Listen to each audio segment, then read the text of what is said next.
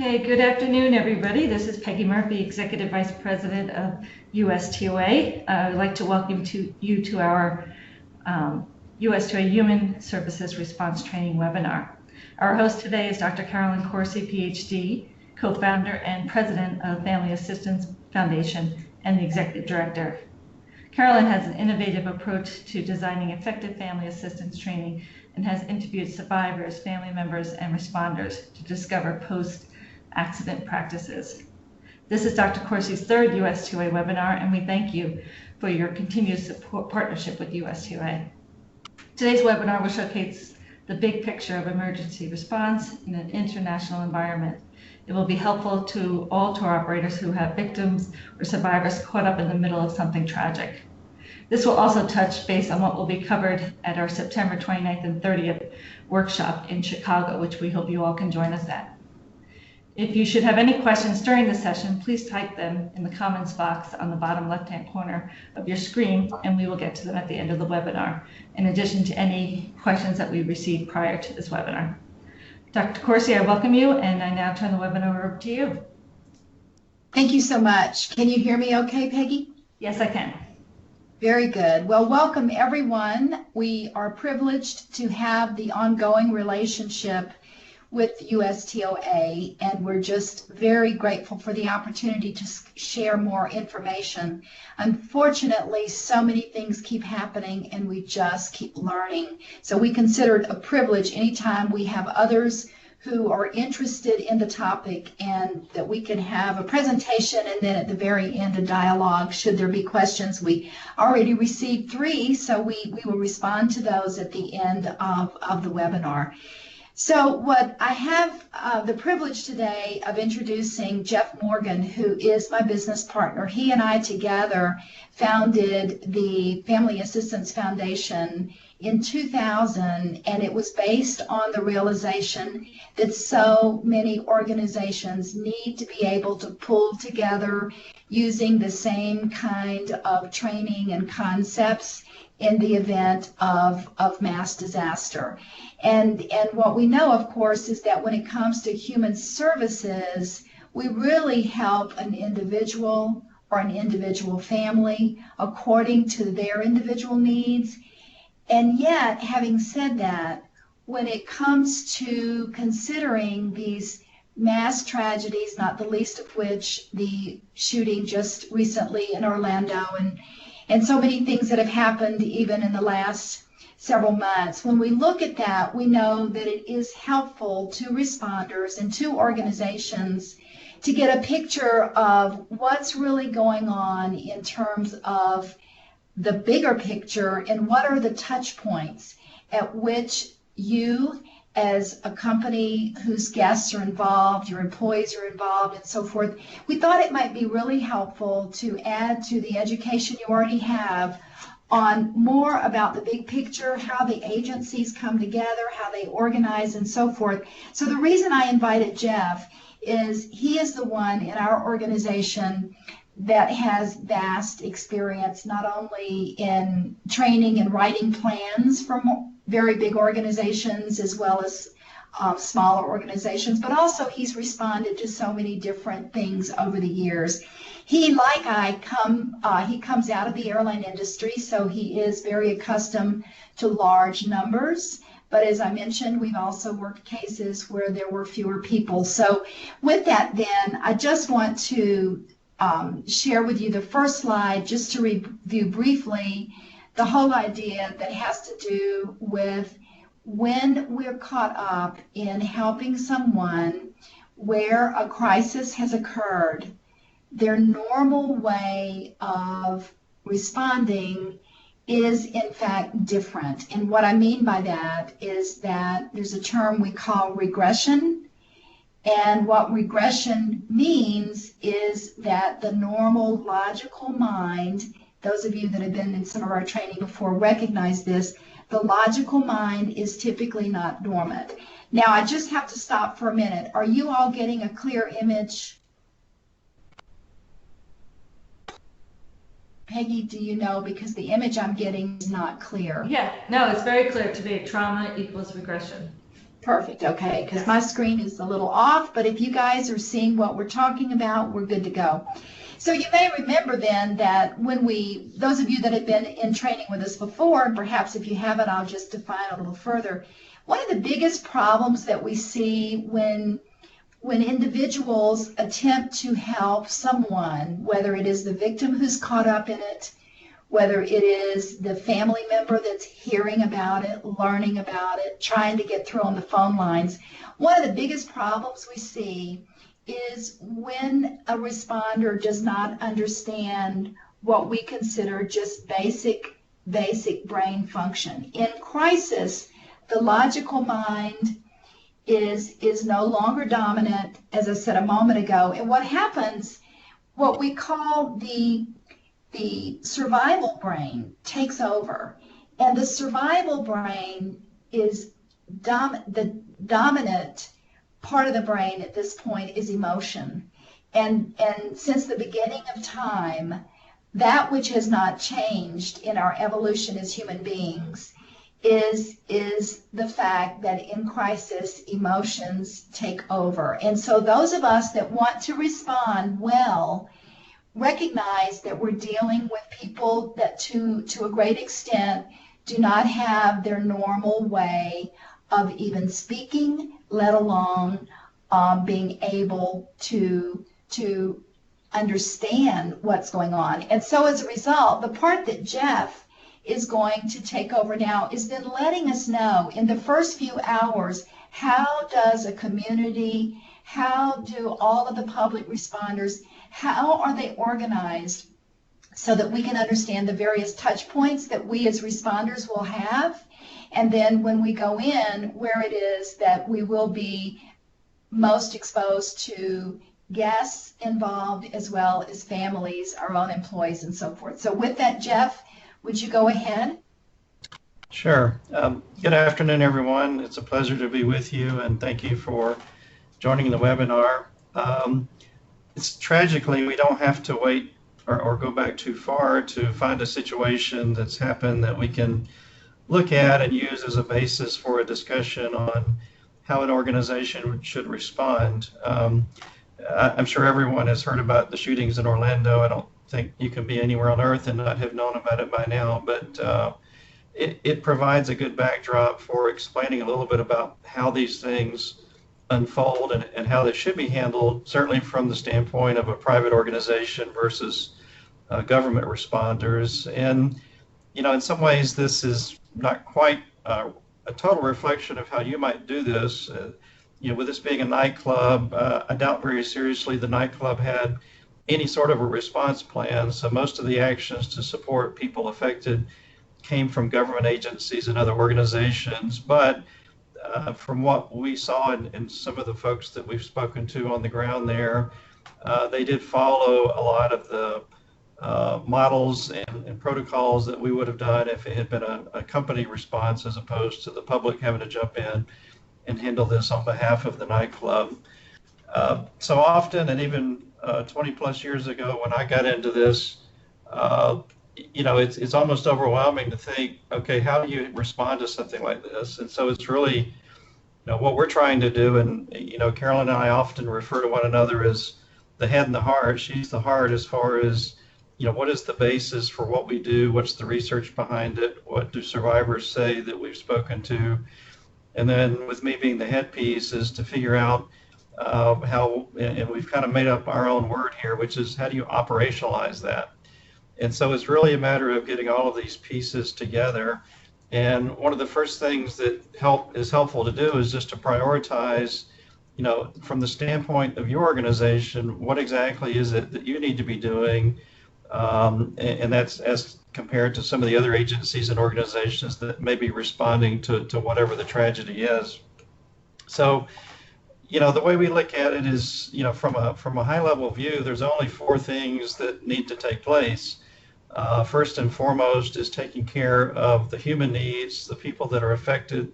And this includes certainly the guests or other customers that are directly affected by whatever the incident is, but then also their family members, particularly when people are missing or tragically killed in one of these events, then their families become even more critical in terms of the support we provide. In other cases, there are some technical or regulatory challenges that you have to deal with, depending upon exactly what kind of an operation you are. There may be safety regulations or other operating regulations where there's going to be an investigation. There's certain reporting requirements. There's other types of obligations that are required for your operation, and certainly those need to be dealt with. Then there's the crisis communications piece, and this is a little more complex perhaps than some people believe, because when we say crisis communications, most people think of speaking to the media, what kind of statements you're going to make, or responding in a press conference. But the reality is, when you're speaking to the public through the media, you're really also speaking to the guests and the families that were affected by this. So your communication strategy not only needs to think about the media response, but the family communications, both in terms of what you're saying publicly, but also what you're saying behind the scenes directly to families.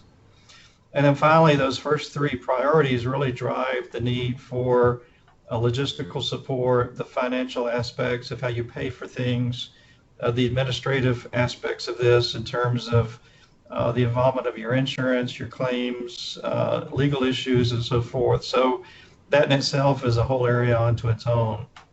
So, we can say this is easy and that you've only got to worry about four things, but each one of those four things can be highly complex in their own right. And what we know from experience, and we talk more about in our training, is that certainly the humanitarian aspect of this, if done properly, or what we've considered as a best practice, is going to be the vast majority of the resources deployed in any event, certainly when you get into the numbers like we had in the shooting there in Orlando. What I want to do is just take a moment and really start at the beginning, because as we so often use the term, usually the people responding to any kind of an incident or a tragedy that your operation may be involved in are the first responders. And so that means police, fire, medical personnel. There could be others in terms of Department of Transportation or maritime agencies and so forth.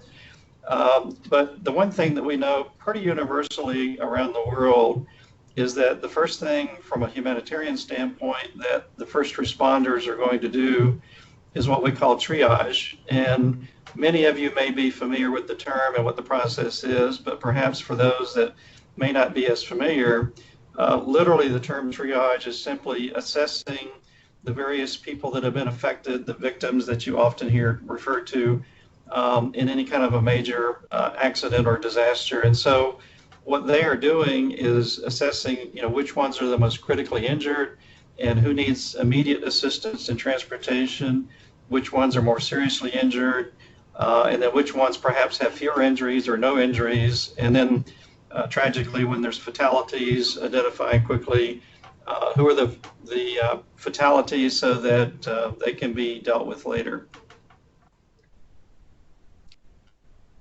Just want to double check, is everybody hearing me okay?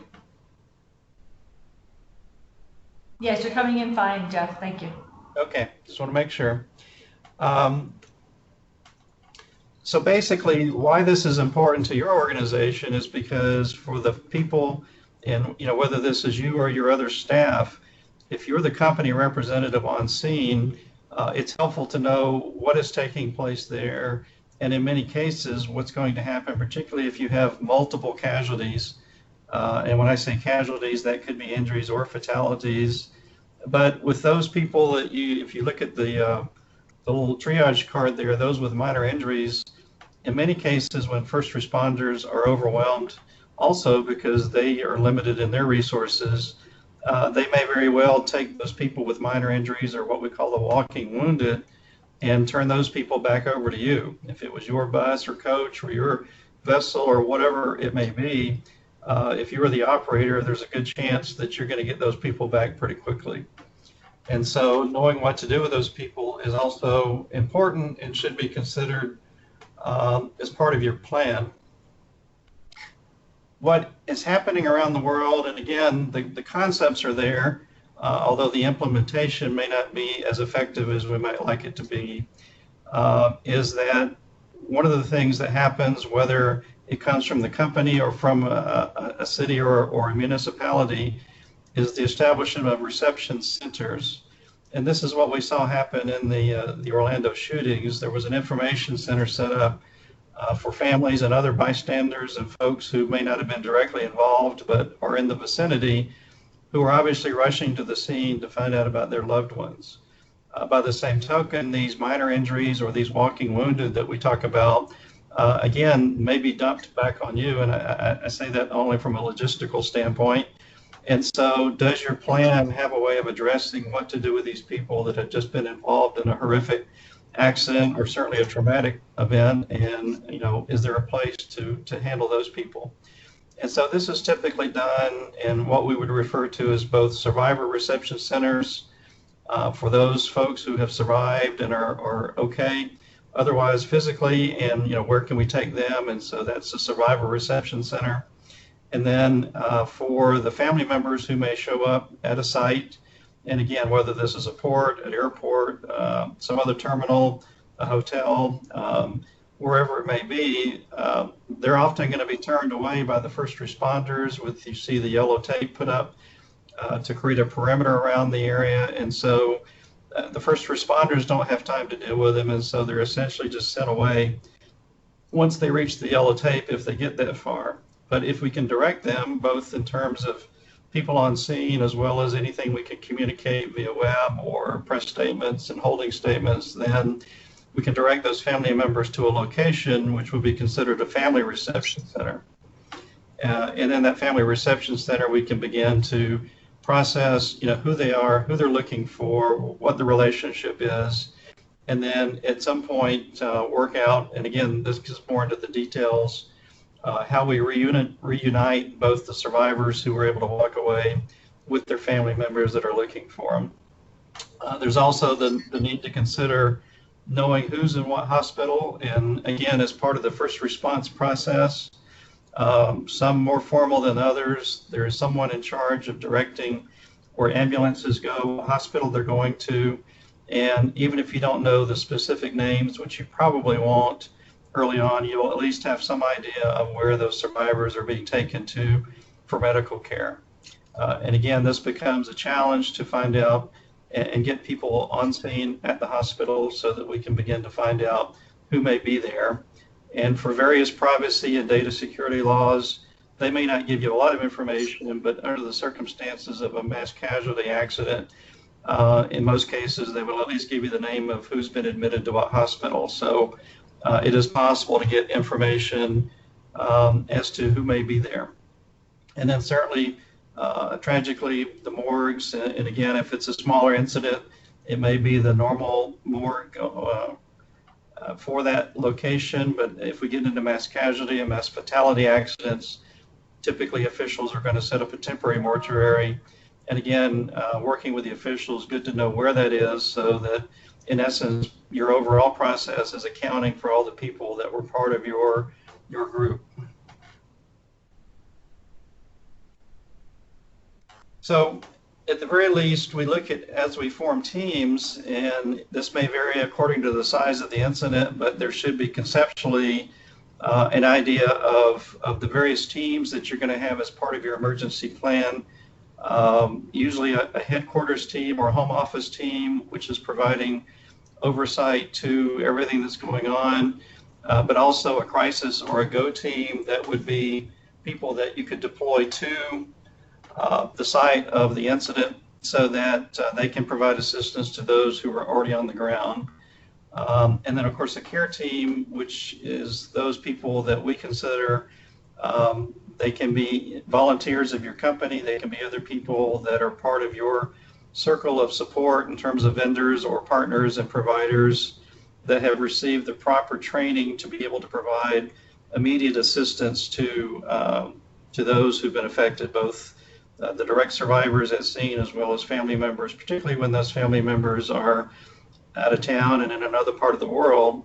And then also the telephone piece, which again, that in itself is a fairly involved process where initially you would want to set up a hotline or an inquiry line where people can call in and at least register who they are, who they're looking for, what their relationship is, and where we can reach them back. And then a secondary team that would be able to call people back. You don't want to take calls from people and then not call them back if they are in fact related to or connected to someone on your tour or part of your operation where this incident has occurred. So all of these teams need to be working together and coordinated. And of course, this is where the Family Assistance Foundation comes in that Carol and I co-founded, is because two things. Number one, everybody is challenged today in terms of what resources they have on scene at the time that something happens. You know, I'm always amazed that even with major ocean-going cruise lines, they can have 4,000 people on a ship, and there's 5 people that are part of the port agency or the handling it at the terminal that are available to support those who may be involved in something. So sometimes we know that many of you are challenged with much larger numbers of guests that you're dealing with and a much smaller number of people that are available to help. So through the foundation, you know, we can reach out to local members and responders that are part of our organization, but also you may have your other partners who may have people. And again, part of the planning process is to know who those people are and how they would fit into your plan to provide immediate assistance. And the idea is that those people on the ground at the time have sufficient direction and support to kind of hold things until a go team or a relief team can be sent in to provide additional support, and then go for the longer term support of those families and guests that are affected, both in terms of getting them out of reception centers and into an appropriate place. Most cases being a hotel, which has been set up as a family assistance center. And then we go back to those priorities. We're looking at supporting the guests that are ambulatory and able to get around, and what their needs are and what the next steps are for them. For your guests who may be hospitalized or still not accounted for or tragically deceased, you know, we see families wanting to come in and be with their loved ones in whatever state they're in and take care of that business. And so providing a place where they can do those things, they can meet with your company representatives, with other officials, investigators, medical personnel, et cetera, to get those immediate needs met. And then move on to what's next, which would be then returning home for funerals or being able to get people out of the hospital and back home. And it's really only then, you know, we often run into people who think one of the first things that someone needs after something happens is a counselor, whether it's a bereavement counselor, trauma counselor, et cetera. And that is an important part of the overall process and what's offered to people, but they really need to take care of all these other things first. And so then what is the plan for having those professional services available when the people are ready for it, as opposed to offering it initially when they're not really ready for it and then not have it available later.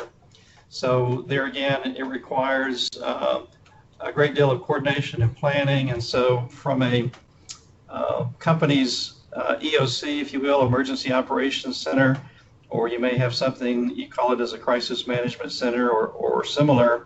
But the point is, this is your group of people that are the decision makers at a home office level that are there providing the overall strategic plan for how we're going to respond and what we're going to do, and ensuring that enough resources are sent to the scene. And then representing the various areas, and the list you see in front of you are really just the typical types of departments or areas that are represented in an EOC, both in terms of a safety or incident director, and again, your operational people, the customer touch people, marketing or sales or customer service, your corporate communications, and then other areas which are really more in a logistical role to support the overall operation. And then what that leaves us with is essentially looking at this at a, you know, if we back up again to a 30,000 foot level, it's having your local teams in the field so that they have instructions and direction on what to do, backed up by a team that comes in as quickly as possible to reinforce their efforts and relieve them in many cases. And then all of that being managed by a crisis team or in an EOC to provide the overall strategic direction and support for an incident. So that's just a very, very quick run through of the different elements that we would see as part of this. Just to recap a little bit, having a local plan, and if possible, where you're operating in the same locations day in and day out, what we recommend is having a template which can be essentially filled out, which provides some of that immediate information that those locally would be able to use to respond immediately. This might include what the local agencies and organizations do at that location, how they operate, and again, it may vary from one country to another, and certainly even in the U.S., one state to another. So having an understanding of how that's going to work, but knowing what resources you have locally that can hold things until help arrives, having those teams defined, and again, whether that team is strictly internal or whether you're getting external support from a partner as part of what we do. And then again, having a good plans and policies and procedures at the corporate level so that there's a guiding document that helps everybody understand what's going to happen when there is an incident or a tragedy. So Peggy, I think at that point I'm through with the official part, and we want to leave room for questions or further discussion. Yeah, thank you, Jeff. I just want to go ahead then. We had 3 questions that came in early, and Jeff, I'm going to read the first one, and I think this is one that you'll respond to. So I'll read these 3 questions, and then by that time, perhaps we'll see if there are others so that we can respond to what you're interested in specifically. So the first question that we got a couple of days ago was, in the first 10 minutes of the crisis, how can we ensure calm, cool, and controlled messaging? Well, the thing that we see consistently day in and day out from one response to another is the better prepared you are and the more you're able to practice your plans and your procedures is what's going to lead to being calm, cool, and collected. And let me just say that from a lot of experience, when the day that something happens, it doesn't matter how prepared you are, you're still going to have the lump in your throat, your heart's still going to be racing. But what gets you through that first 8 hours, first 24 hours, is again having a plan. Good checklist are always extremely helpful. That question refers to messaging. So again, from a messaging standpoint, having pre-prepared holding statements where you can essentially fill in the blanks.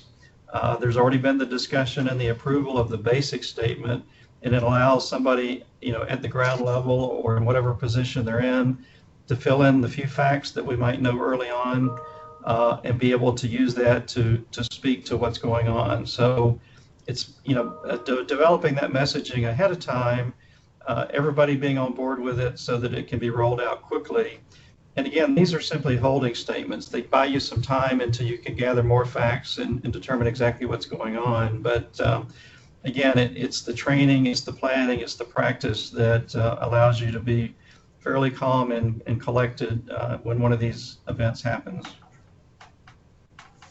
So thank you very much for Jeff. And one of the things that we frequently talk about with regard to that kind of question or the whole idea of that kind of approach is the fact that when a ship captain or a pilot or a flight attendant, when something horrible happens, what we know is that the reason that they're able to maintain control and come across so calm and collected is because they really have rehearsed, they really do have a plan, and they really do go to what's next. And what I mean by that is people that are not prepared, that are not even thinking in advance of this kind of thing, then responders can be just as helpless and powerless as the people they need to serve. And so what makes it different then is if you know in your mind what you're going to do next, which is one of the reasons, as Jeff mentioned, checklists are so important. But let me read the second question that came in and I'll respond to it. During the crisis, how do we genuinely articulate the right balance of empathy and concern while taking care to minimize further damage? So I think that's a really good question.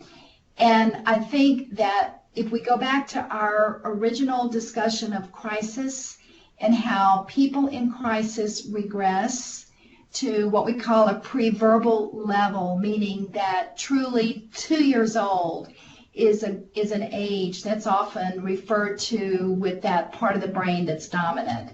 So if we think about how we treat a 2-year-old when we want to assist them, it's really our behavior, and we often say actions speak louder than words.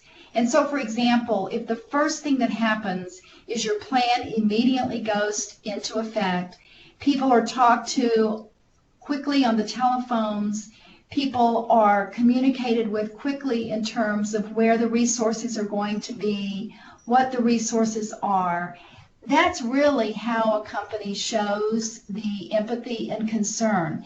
When the public sees a well-orchestrated response, including those involved in it, that's really you're communicating what we like to say the heart behind the logo.